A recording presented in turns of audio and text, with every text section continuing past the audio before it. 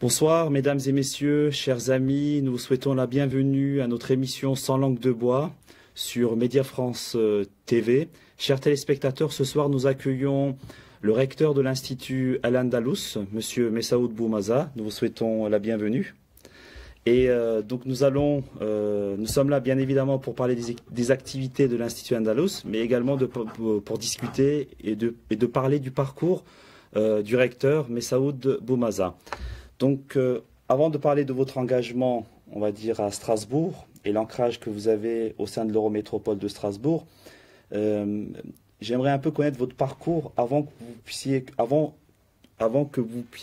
d'être arrivé en France. C'est-à-dire, je sais que vous êtes arrivé en France en 1989.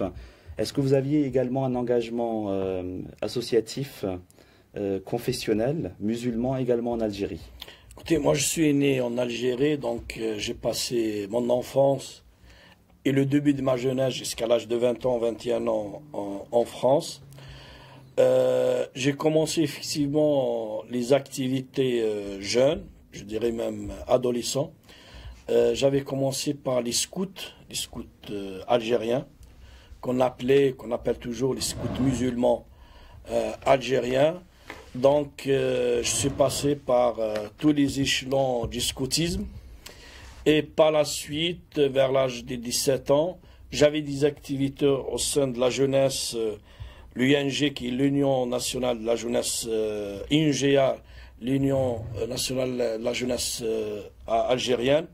Mais quand j'étais au lycée aussi, j'étais actif au sein du comité des étudiants. J'étais déjà président de ce comité au sein de mon lycée. Et j'allais à ce moment-là aussi à la fac de Constantine, avant que je passe mon bac, j'allais assister à des séminaires, à des conférences où la fac à l'époque recevait des savants de l'Égypte, du Moyen-Orient. Et j'ai commencé à m'intéresser déjà à la renaissance de la pensée musulmane en quelque sorte. Avec une ouverture d'esprit, je m'intéressais à l'école de Renaissance.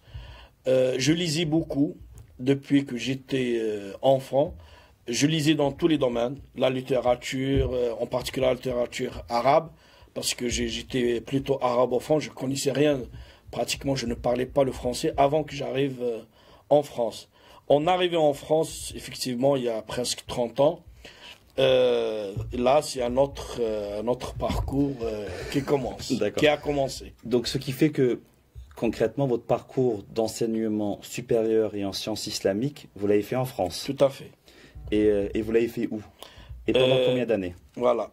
Moi, je suis venu avec l'intention de faire des études classiques à l'université. En 1991, l'IUSH, qui est l'Institut européen des sciences humaines, le premier institut à l'échelle d'Europe, a ouvert ses portes. C'est un institut spécialisé dans la formation, pas seulement des imams, des cadres religieux. On a des étudiants qui sont devenus des écrivains, d'autres des penseurs, des intellectuels.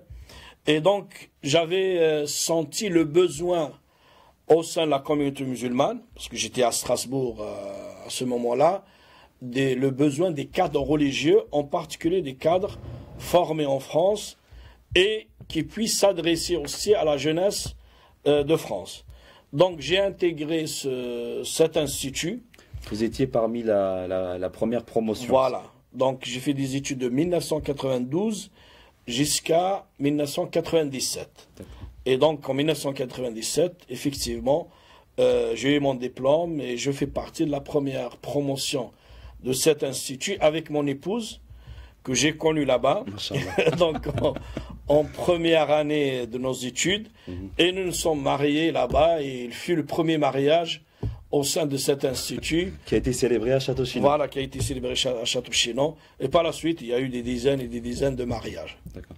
Et donc, concrètement, avec le bagage que vous aviez dans l'enseignement secondaire et votre engagement, entre guillemets, militant en Algérie, donc dans les associations que vous venez de citer, et après avoir fait un cursus dans l'enseignement supérieur à l'IESH, donc Institut européen des sciences humaines, quelque part, avec ce bagage-là, vous avez décidé, si j'ai bien compris, de créer l'Institut Al-Andalus, qui existe aujourd'hui depuis 20 ans. Tout à fait. Alors, la première question, c'est pourquoi Al-Andalus? Pourquoi le nom Al-Andalus?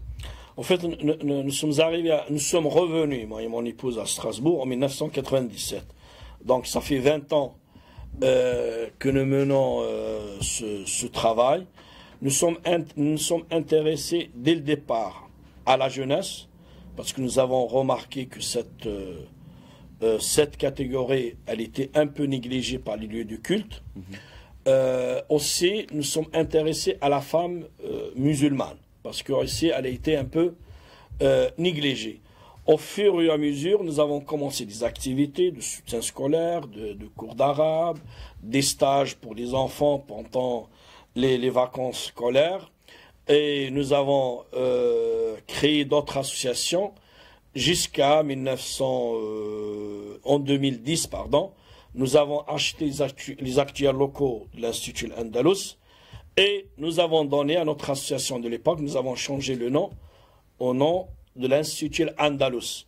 L'Andalus, c'est un clin d'œil un petit peu à une période riche en échanges à la fois culturels, religieux. L'Andalousie, il n'y avait pas que des guerres.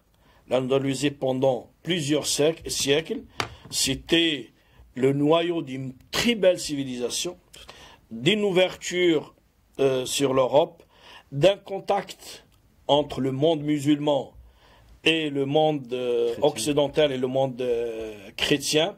Vous savez que les rois de l'Europe étaient fiers d'envoyer leurs enfants étudier l'arabe et pas seulement, les autres disciplines, notamment la médecine, les mathématiques, l'algèbre et ainsi de suite. Donc, ce nom nous renvoie à cette période et nous renvoie aussi aux valeurs de l'ouverture, de cette richesse multiculturelle. Et nous aimerions bien que l'Institut soit un pont de dialogue entre, pourquoi pas, la civilisation arabo-musulmane et l'Occident dans lequel nous vivons. Et nous appartenons aussi, nous sommes des Occidentaux, mais nous voulons qu'il y ait un dialogue entre les civilisations. Alors, vous avez corroboré un peu les activités en parlant des enfants et des femmes à l'Institut Andalus. Vos secteurs de prédilection, c'est-à-dire aujourd'hui l'Institut, alors je le sais parce que je sais qu'il y a un travail très efficace qui est fait au sein de l'Institut. Aujourd'hui, vous êtes une marque, entre guillemets, d'excellence dans le domaine de l'éducation, notamment auprès des enfants. Combien d'enfants vous accueillez? Quelles sont vos activités de prédilection? Et si vous pouvez un peu nous expliquer les grandes lignes. Cette année scolaire, nous avons dépassé le chiffre symbolique de 1000 élèves. C'est énorme. Oui, c'est un chiffre important. Pardon. Mais chers téléspectateurs, je ne sais pas si vous êtes conscients, le recteur de l'Institut Al-Andalus, M. Messaoud Boumaza, nous a dit qu'il accueille 1000 élèves. 1000 élèves, c'est un chiffre énorme. Je veux dire, c'est en termes de potentiel humain, je veux dire, même en termes de gestion humaine, je veux dire, c'est toute une gestion, quoi. Il y a toute une organisation, je pense, qui pivote autour de tout ça. Oui, nous avons une trentaine d'enseignants et d'éducateurs. En majorité, sur les 30, nous avons que 2 garçons, ou 2 hommes, si vous voulez. Donc le reste, ce sont des femmes. Donc chez vous, la parité n'existe pas? Non, la parité n'existe pas, c'est bien, il faut faire une discrimination positive dans l'autre sens, pour les hommes. Et donc effectivement, c'est un chiffre non négligeable, mais Dieu merci, ça avance très très bien. Effectivement, nous recevons des familles de toute du métropole, l'Eurométropole, mais au-delà même de l'Eurométropole, nous avons des familles qui viennent, qui sont loin de 70 km de chez nous, qui font chaque semaine, des fois plusieurs fois par semaine, cette distance, parce que ils nous font confiance et parce que ils travaillent pour l'avenir de leurs enfants. Oui, parce qu'il y a une qualité. Forcément. Oui, on essaie effectivement. Il y a encore du travail, à faire, mais alhamdulillah, ça avance pas mal. Et vous avez fêté quelque part vos 20 ans d'activité de l'Institut Andalus, c'est-à-dire entre le point de départ où vous avez été diplômé en 1997, aujourd'hui nous sommes en 2017, donc c'est-à-dire aujourd'hui vous avez quand même une expertise depuis de vingtaine d'années sur le terrain. C'est-à-dire que vous êtes quelqu'un qui est très actif, notamment de par votre ancrage au sein de l'Eurométropole de Strasbourg. Et j'aimerais juste avoir un peu votre expertise et votre regard sur ces 20 dernières années. Écoutez, il est difficile en quelques minutes, en quelques mots de résumer ça. Ce fut une période très très riche et nous venons de loin. Moi je me rappelle quand je suis arrivé avec mon épouse en 1997, nous avons commencé avec un petit noyau des jeunes qui étaient la plupart des lycéens qui venaient d'avoir à peine leur bac, mais nous avons misé sur la force de la jeunesse et des enfants qui sont l'avenir, comme vous le savez.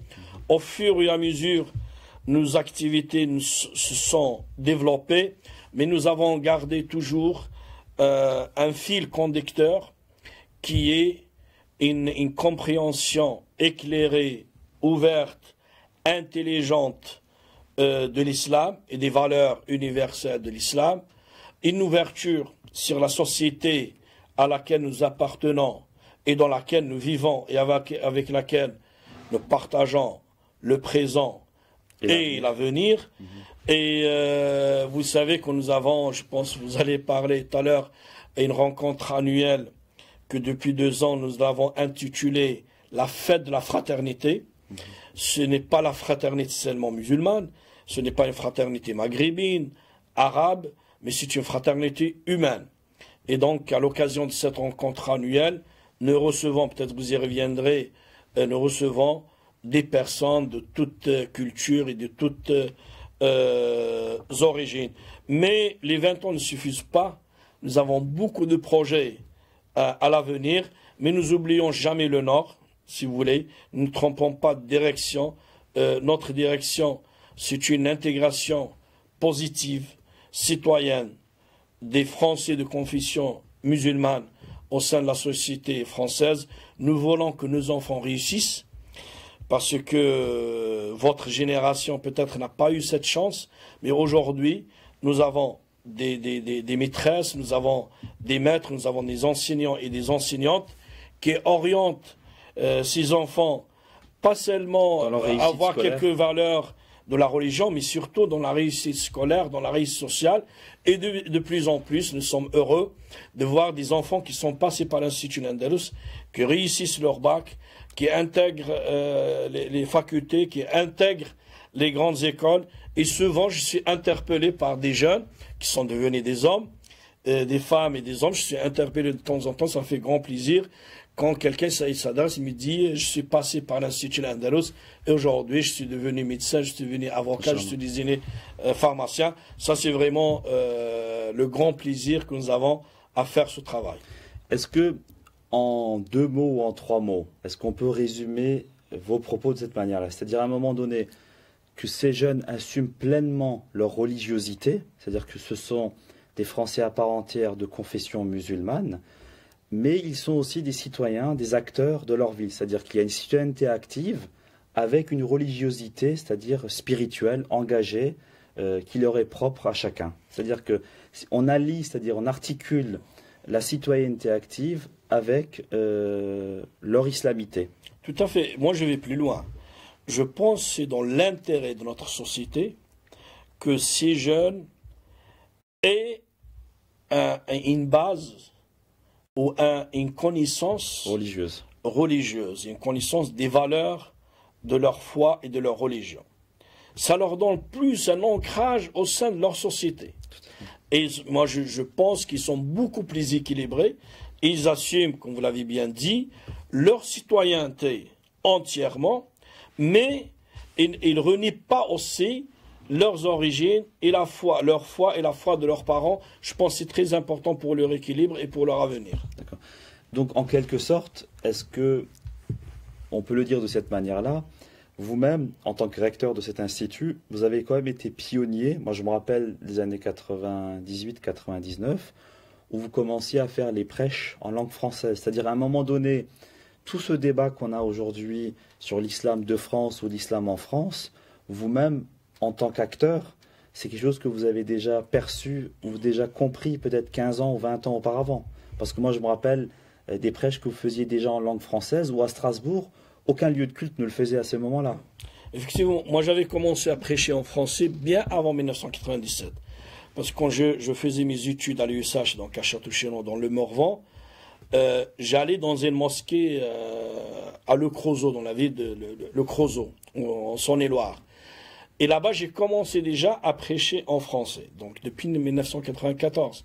Ça fait pratiquement 24 ans, 25 ans. Quand je suis revenu à Strasbourg, où je suis devenu de 1997 jusqu'à 2002, pendant 5 ans, le directeur d'une des mosquées à Strasbourg, qui est connue, qui est celle de la mosquée Lagare, parce que se trouve à proximité de la gare. Effectivement, c'était une révolution. Et il y a eu des réactions. Bien sûr, les jeunes étaient très contents. Je me rappelle, parce qu'ils commençaient à comprendre le prêche. Et puis, sans oublier qu'il y a d'autres origines, non maghrébines et non arabes. Vous avez des musulmans africains, asiatiques, européens. Et donc, ils venaient en masse écouter effectivement ces prêches. Mais il y a eu quelques réactions aussi négatives avec le recul. Ça m'amuse un petit peu parce que ces mosquées qui nous ont critiqués négativement, en parlant que, même qui disait, M. Saoud a fait de la mosquée une église. Parce que jusqu'à maintenant, on n'imaginait pas qu'un prêche soit en français. Mais au fur et à mesure, avec les années qui passent, c'est une culture qui s'est installée. Et les mosquées que nous critiquons, aujourd'hui, exigent de leurs imams qu'ils fassent le prêche en partie en français. Et alhamdulillah, les choses évoluent. La même chose aussi pour la place de la femme. Je pense qu'ils nous sont fiers, Nous avons été pionniers, effectivement. La femme, dès le départ, participait au sein de nos mosquées d'une façon tout à fait naturelle.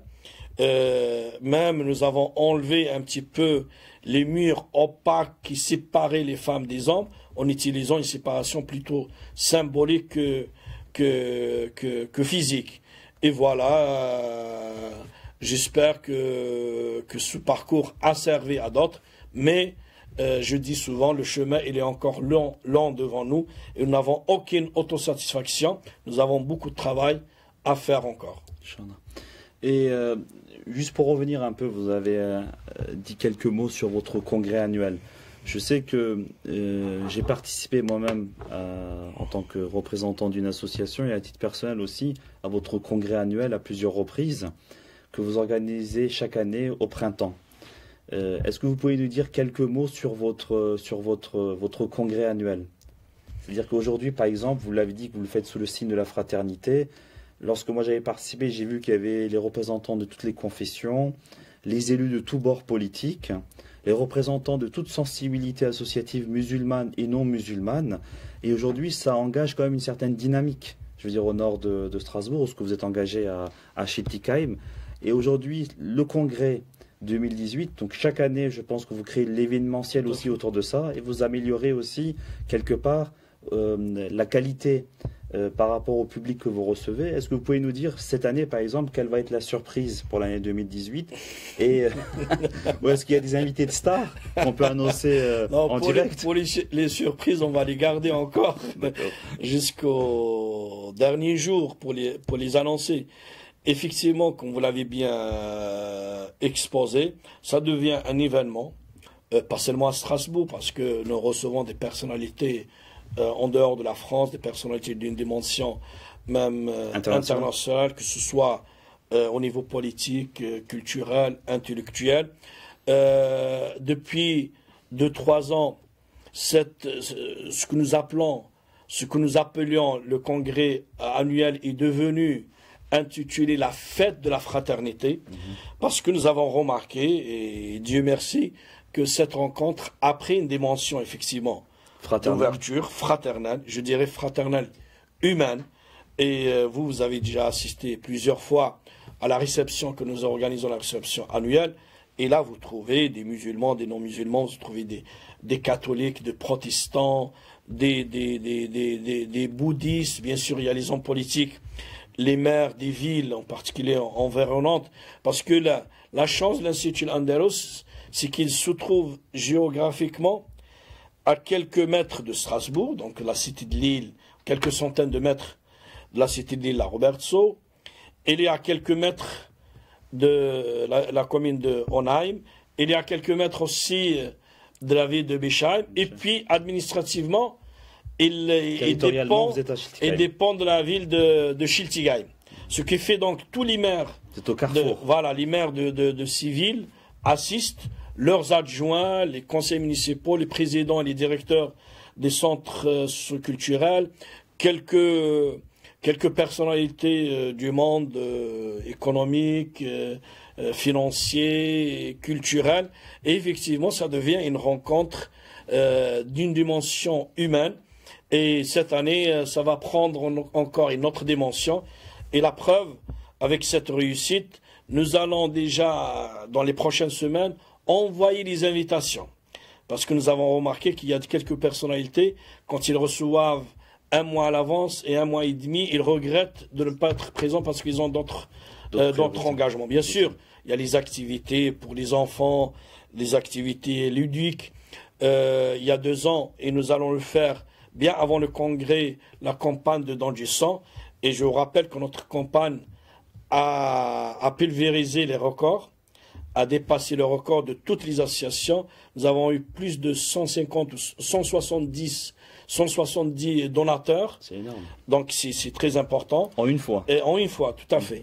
Et bien sûr, il y a d'autres activités que nous découvrirons à ce moment-là. La fête de la fraternité cette année se déroulera du 22 au 24 juin 2018. Jusqu'à maintenant, nous la faisions sur 2 jours. Mais vu l'affluence et vu le succès, nous avons rajouté un 3e jour. Donc ça sera le vendredi, samedi, dimanche, 24, 23 et 24 juin 2018. Alors, chers téléspectateurs, à noter dans vos agendas, donc la fête de la fraternité de l'Institut Al-Andalus, du 22 au 24 juin. Du 22 au 24 juin, donc 2018, même si c'est dans 7 mois. Je veux dire, notez-les quand même dans vos agendas parce que le temps passe vite et je pense que c'est important d'y participer et d'être présent. Juste une dernière question avant de passer sur une question internationale. On dit souvent que l'Institut Andalus, la mosquée donc, que vous présidez, est une mosquée écologiste ou écologique. Est-ce que vous pouvez nous dire un peu quelques mots sur ça? Si vous voulez, j'apporte une petite rectification à nos téléspectateurs. Nous, on est plus un institut qu'une mosquée. D'accord. En fait, la mosquée ou le lieu de culte, c'est une annexe à l'institut. Nous avons un lieu de culte séparé physiquement de l'institut. Nos activités sont à plus de 90% orientées vers l'enseignement et l'éducation. D'accord. Et donc, notre institut, effectivement, a une démarche écologique. Vous l'avez remarqué dans vos visites, par exemple. Depuis 2 ans ou 3 ans, nous plantons que des plantes selon des exigences de la biodiversité, des exigences écologiques. Par exemple, nous avons planté il y a 2 ans des peupliers d'Italie. Pourquoi nous avons choisi les peupliers d'Italie? Parce que ce sont des arbres qui font profiter les autres espèces et notamment les abeilles. Vous avez remarqué aussi qu'il y avait des nichoirs pour l'hébergement des oiseaux.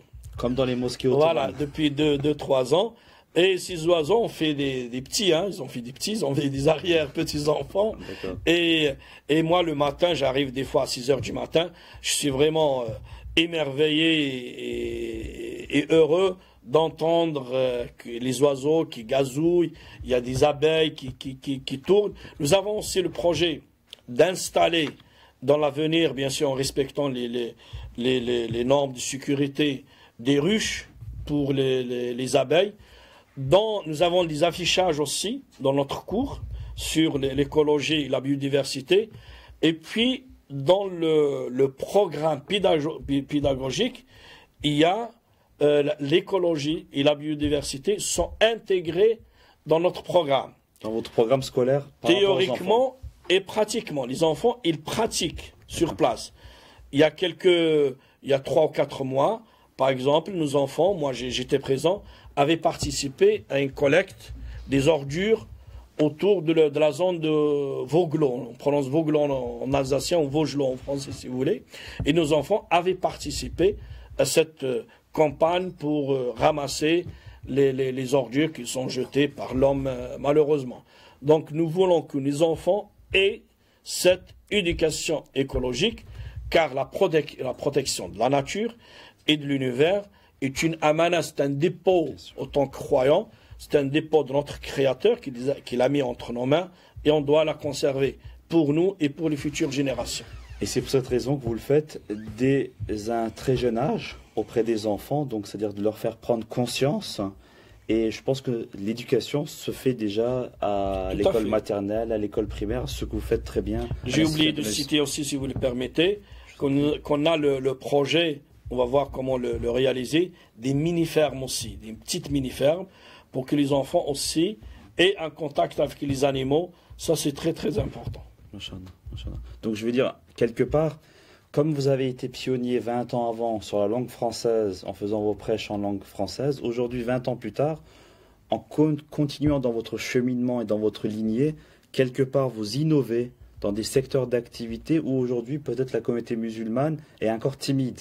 C'est-à-dire, elle essaye d'observer, elle essaye de comprendre. Et je pense qu'avec vous êtes un peu un fer de lance dans ces domaines-là, quoi. On essaye, mais pour nous, c'est une démarche... Même elle est un petit peu peut-être exceptionnelle, on la voit un peu exceptionnelle de l'extérieur, mais pour nous c'est une démarche tout à fait naturelle, tout à fait logique. D'accord.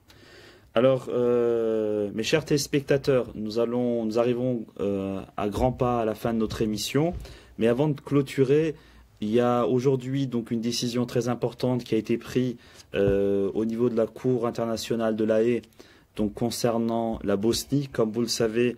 Il y a Rado Miladic donc, qui a été condamné à perpétuité et sa condamnation fait suite au génocide que le peuple bosniaque a vécu de 1992 à 1995, notamment par rapport à Srebrenica, donc, qui est arrivé en 1995. Donc il a été condamné et j'ai vu aujourd'hui dans les réseaux sociaux énormément des commentaires de femmes bosniaques qui ont prié, qui ont remercié Dieu de cette condamnation. Donc il a été condamné pour crime contre l'humanité. Je veux dire, c'est un élément très important. Et j'aimerais avoir votre avis par rapport à cette condamnation qui vient d'arriver donc en début d'après-midi. Écoute, là, vous me renvoyez à des moments de tristesse que j'avais vécu personnellement. À l'époque, quand la guerre en Bosnie a éclaté, où ce nettoyage ethnique, il ne s'agissait pas d'une guerre, mais plutôt d'un nettoyage ethnique, j'avais 22-23 ans, et je me rappelle avec tristesse que c'était un drame, pas seulement pour les Bosniaques, pas seulement pour les musulmans, mais pour l'humanité entière. Et le peuple bosniaque a souffert. Il y a des milliers de disparus jusqu'à aujourd'hui. Il y a des mères et des pères qui souffrent parce qu'ils n'ont jamais revu leurs enfants. Et aujourd'hui, bien sûr, cette décision ne va pas faire revenir ces enfants, ces jeunes femmes, ces jeunes garçons, ces enfants, parce qu'il y avait des milliers d'enfants qui ont été massacrés, mais ça n'empêche, c'est une bonne chose que la justice soit rendue. Même 20 ans plus tard. Même 20 ans plus tard, c'est une justice internationale. Et que la condamnation, bien sûr, à perpétuité, si j'ai bien compris, c'est, je pense, le maximum de la peine que pouvait avoir ce criminel. Tant mieux qu'il y ait cette justice, mais surtout nous espérons que ce drame, que nous ne revoyons jamais ce genre de drame, et en particulier en Europe. Et il ne faut pas oublier que la Bosnie, elle est à 2 heures en avion. Oui, même pas 1 heure et demie. Même pas 1 heure et demie de Paris. Donc c'était une honte pour l'humanité, pour l'Europe aussi que ce drame se passait à quelques centaines de kilomètres. 1200-1300 kilomètres de Strasbourg. Voilà. Et nous souhaitons bien sûr que la Bosnie retrouve l'apaisement, la pacification. Et c'est un pays magnifique, comme vous le savez. C'est un beau pays. On le disait, on le comparait à la Suisse, à la frontière de l'Europe de l'Est, bien sûr. Et voilà, tant mieux que cette justice soit rendue aujourd'hui. Alors, nous arrivons à la fin de notre émission. Est-ce que vous voulez nous dire quelques mots pour la fin, ou vous avez un message spécifique à faire passer? Je tiens à remercier bien sûr Média France TV, c'est bien ça? C'est ça. Donc pour cette initiative, je pense votre projet aussi est un projet pionnier dans le domaine des médias, et vous savez qu'on en a besoin. Et je vous remercie de nous avoir permis de parler un peu de l'Institut Andalous et d'autres sujets.